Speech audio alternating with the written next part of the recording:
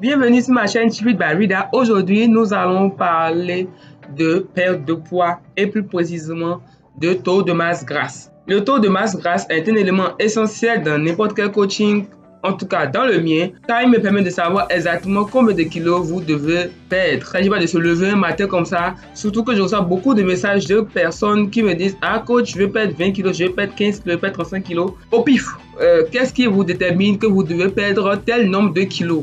Pour cela, il faut savoir votre taux de masse grasse. Donc aujourd'hui, je vais vous montrer 3 méthodes pour déterminer son taux de masse grasse. Vous êtes prête? Je suis prête. C'est parti!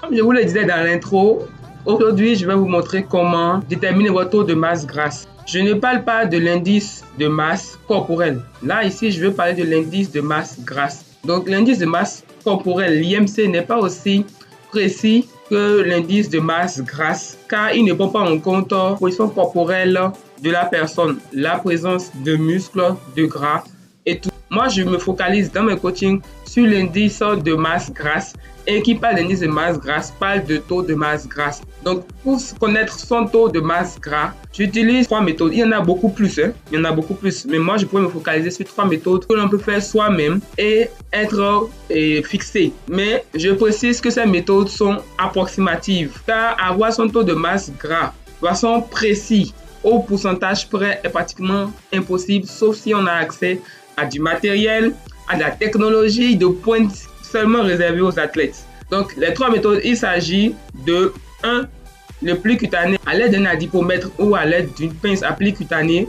Deuxième méthode, c'est avec la balance à impédance-métrie. Et la troisième méthode, c'est avec le simple mètre ruban tailleur. Okay. Vous allez vous demander qu'est-ce que fait avec ceci dans la main. Il s'agit de la pince à pli cutané. Je ne sais pas si vous voyez ce que c'est. Je vous montre rapidement ce que c'est. Voilà ce que c'est. Donc, c'est une pince qu'on utilise pour déterminer le taux de masse grasse à travers 4 prises de plis. Donc, on prend les plis au niveau du biceps. Généralement, il faut le faire avec l'aide de quelqu'un, pas soi-même. C'est pas facile. Vous allez comprendre pourquoi. On prend 4 parties du corps humain qui est assez sujet à la masse grasse, à savoir le biceps, le triceps, le sous-scapulaire. Ici, on prend ici, on presse, on prend. Et sous l'os iliaque, je vais vous mettre une image quelque part là. Vous allez voir de quoi je parle. Donc, cette méthode est un peu plus difficile pour quelqu'un qui n'est pas expérimenté. C'est pour ça que je ne vous la recommande pas. En général, nous, les professionnels qui l'utilisons afin d'avoir une estimation complémentaire à l'estimation qu'on aurait eu grâce à la balance à impédance-métrie. Qu'est-ce que la balance à impédance-métrie? C'est une balance comme une autre. Bon, pas comme une autre, hein. Je n'en ai pas sous la main. En général, je recommande à mes clientes d'aller en pharmacie qui en dispose pour le faire. Déjà, qu'est-ce que c'est que la balance à impédance-métrie? C'est une balance sur laquelle on se met et qui envoie un léger flux électrique qui traverse nos pieds et en principe du pied à la tête pour revenir dans le sol, ok? De par leur composition, les muscles facilitent le passage de l'électricité tandis que la masse grasse s'oppose au passage de l'électricité. Donc, face aux réactions que le courant électrique aura en passant à travers notre corps, il nous permettra d'avoir une image de notre composition corporelle, ok? Vu que le muscle permet le passage de l'électricité et pas la graisse, lorsque l'électricité va caler au niveau de la graisse, il va savoir qu'ici, il passe un amas de graisse. Mais l'inconvénient que la balance à impédance-métrie a, c'est lorsque souvent quelques-unes de ces balances ne prennent pas en compte l'intégralité du corps. Je m'explique. La balance, par exemple, envoie un flux électrique du pied, mais qui s'arrête au niveau de la hanche et qui redescend au niveau de la seconde jambe. Donc ça ne prend pas en compte le haut du corps. Ne vous focalisez pas exclusivement sur la pesée faite sur une balance à impédance-métrie parce qu'il y a beaucoup de variables. Par exemple, si vous êtes hydraté avant d'aller, il peut, vu que l'eau permet le passage de l'électricité, peut considérer ça comme du muscle. Si, par exemple, surtout votre taille varie, que vous mettiez ou pas des chaussures en montant sur la balance, cela peut agir aussi sur le résultat de la balance à impédance-métrie. Là, je vais vous partager le résultat de ma pesée hier sur la balance à impédance-métrie. Vu que je n'ai personne sous la main pour m'aider à déterminer la masse grasse avec la pince à pli cutané, on va comparer les résultats de la balance à impédensmétrie avec le résultat de la dernière méthode qui est la mesure du poignet. Ok, donc avec le mètre tailleur, vous avez vu le mètre tailleur. Ok, les résultats qu'on trouve sont approximativement très sensiblement proches à ceux qu'on trouve avec la pince à pli cutané. Ok, mais bon, cette méthode est beaucoup plus facile. Pour mesurer son taux de masse grasse avec le mètre, il suffit simplement de prendre son tour de poignet. Ok, je ne sais pas si vous voyez son tour de poignet.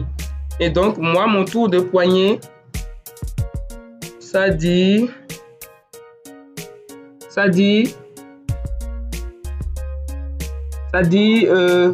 cm. Ok, à partir de ces 16 cm, je prends les 16 cm que je vais comparer avec ma taille dans un tableau que je vais afficher ici. Et là, ça me donne un certain coefficient qui varie de 0 à 4. À partir de ça, on l'intègre dans une équation. Donc, je vais vous mettre l'équation dans la barre de description ou sur l'écran. Ou carrément, vous pouvez télécharger le fichier Excel que je mets à votre disposition et vous intégrez les différentes variables, à savoir votre taille, votre poids et votre tour de poignet. Il est nécessaire d'avoir son poids actuel. Donc, ne prenez pas votre poids d'il y a 2 semaines pour me dire que vous avez utilisé ça pour déterminer votre taux de masse grasse actuel. Ça ne fonctionne pas comme ça. Donc, il vous faut votre poids actuel que vous pouvez avoir sur n'importe quelle balance. Mais je vous suggère d'aller faire en pharmacie parce que les balances de la maison, ça se dirait très vite. À moins que vous ayez une balance super précise. Ok. Donc, il me faut votre taille, votre poids et votre tour de poignet que vous mettez dans le fichier Excel et vous aurez automatiquement votre taux de masse grasse. Donc moi là, je suis à 21% de masse grasse. Donc pour comparer les deux résultats, comme vous le voyez, je suis à 21% de taux de masse grasse avec la technique du mètre couturier, tandis que la balance à impédensmétrie me dit que je suis à 22,6% de masse grasse. Vous voyez, c'est approximatif. Vous avez donc considéré que vous avez une marge d'1 à 2% de masse sur votre taux de masse grasse. Donc vous avez une fourchette d'1 à 2% maximum. Ok, donc il y a différents niveaux de taux de masse grasse.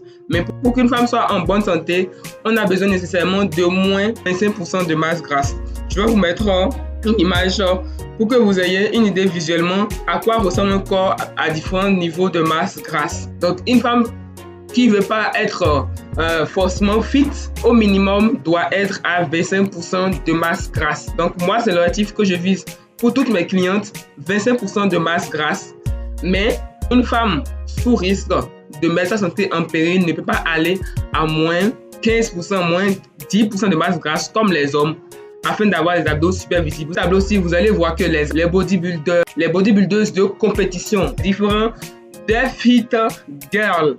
Ok, fit girl et bodybuilder, ce n'est pas la même chose. Le taux de masse grasse se situe autour de 9 à 11%, voire même moins, alors que pour les hommes, ça se situe autour de 2-4%.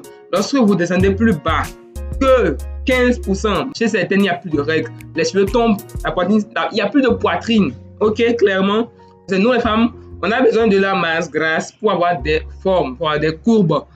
Surtout la poitrine sans masse grasse. Dès que vous maigrissez trop, vous allez perdre la poitrine. C'est inévitable, c'est irrévocable à moins que vous repreniez du poids. Voilà, vous avez toutes les infos qu'il vous faut pour déterminer votre taux de masse grasse, pour savoir jusqu'où vous pouvez aller en toute sécurité. Le taux de masse grasse, on le prend une fois par mois. Le reste du temps, avec le maître couturier, on prend son tour de taille, son tour de fesses, son tour de cuisse. Ok, qu'on peut suivre chaque semaine et c'est encore une fois par semaine et on le fait à jeun. Donc s'il vous plaît les filles, ce n'est pas la peine de prendre votre tour de poignet chaque semaine. Je ne vous ai pas demandé ça. Donc pour conclure, je vous ai présenté 3 méthodes pour déterminer votre taux de masse grasse. Ok, pas que je dis taux de masse gras. Bon, là je ne vous ai pas présenté ça particulièrement parce que c'est beaucoup plus compliqué. Ensuite, il y a la balance à impédensmétrie qu'on peut retrouver dans n'importe quelle pharmacie. De votre pharmacie, nécessairement, on doit avoir une balance à impédensmétrie. Et enfin, le coup de poignet avec le maître couturier. Ok, donc tout est dit.